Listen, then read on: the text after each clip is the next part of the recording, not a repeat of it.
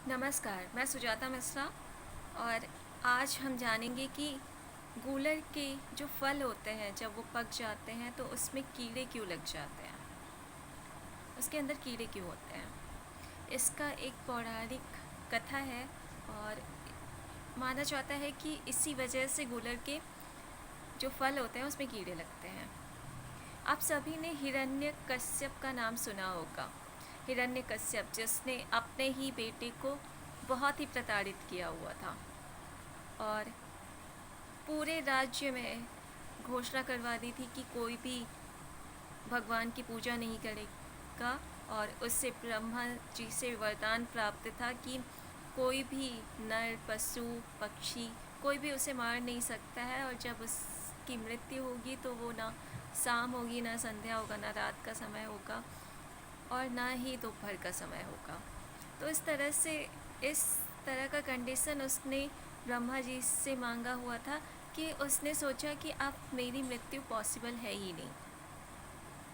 उसके राज्य में कोई भी भगवान की पूजा नहीं करता था, लेकिन उसके खुद के पुत्र प्रहलाद वो विष्णु भगवान के बहुत ही बड़े भक्त थे और उन्होंने विष्णु भगवान की पूजा आराधना शुरू से ही कर दिया था और इसके चलते हिरण्यकश्यप ने उस प्रहलाद को, अपने ही बच्चे को, कई बार मारने की कोशिश की। अंततः उन्होंने, जब वो थक गए और प्रहलाद को मार नहीं सके, तब उन्होंने एक दिन प्रहलाद को अपने दरबार में बुलाया और उससे कहा कि कहाँ है तुम्हारे भगवान, मुझे दिखाओ। तुम तो कहते हो ना कि भगवान हर जगह पे है, तो बताओ यह इस खम्भे में भी है तुम्हारे भगवान। और अपने गदा से उस खम्भे पर बहुत तेज़ से प्रहार किया और जैसे ही उन्होंने प्रहार किया, भगवान नरसिंह उस खम्भे से प्रकट हो गए।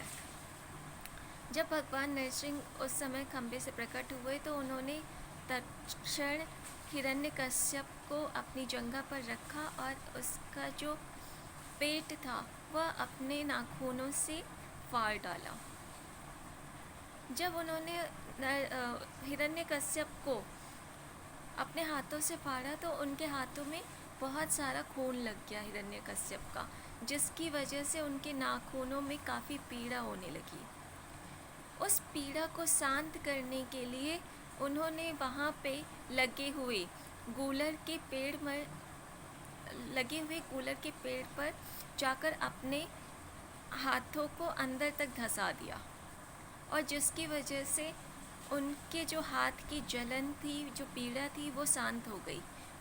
लेकिन जो खून था अब वह गूलर के पेड़ के अंदर चला गया था, जिसकी वजह से जो गूलर का जो फल आया उसके भ्रूण में खून उपस्थित होने से उसमें कीड़े लग गए।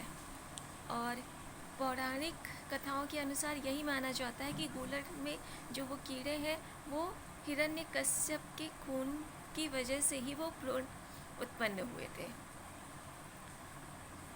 इसके बाद जो गूलर है उससे भी काफ़ी जलन होने लगी। उसने भगवान से पूछा कि मुझे किस लिए ऐसी सज़ा मिली है और उन्होंने कहा कि कृपया इसका उपाय बताएं। तब भगवान विष्णु ने कहा कि तुम मेरे अनन्य भक्त हो और तुम्हारी छाँव में जो कोई भी व्यक्ति अगर आएगा तो उसका कुछ पूर्व अंश तुम्हें मिल जाएगा और तुम्हें मेरे ही नाम से जाना जाएगा। संस्कृत में गूलर को उदंब कहा जाता है और विष्णु सहस्त्र नाम में विष्णु जी का एक नाम उदंब भी माना जाता है। तो इस तरह गूलर के पेड़ को उन्होंने आशीर्वाद दिया और अपना ही नाम उसे प्रदान किया। तो ये है पौराणिक कथा, जिसके अनुसार माना जाता है कि गूलर में कीड़े इसकी वजह से ही उत्पन्न हुए और आज भी हम उन कीड़ों को देख सकते हैं कि गूलर का जो फल होता है उसको अगर हम काटें तो उसमें छोटे छोटे कीड़े पाए जाते हैं। तो अगर आप लोगों को ये कहानी अच्छी लगी तो please like and subscribe my channel Sujata Mishra. Wait किस चीज़ का? Thank you for watching this channel Sujata Mishra. Thank you.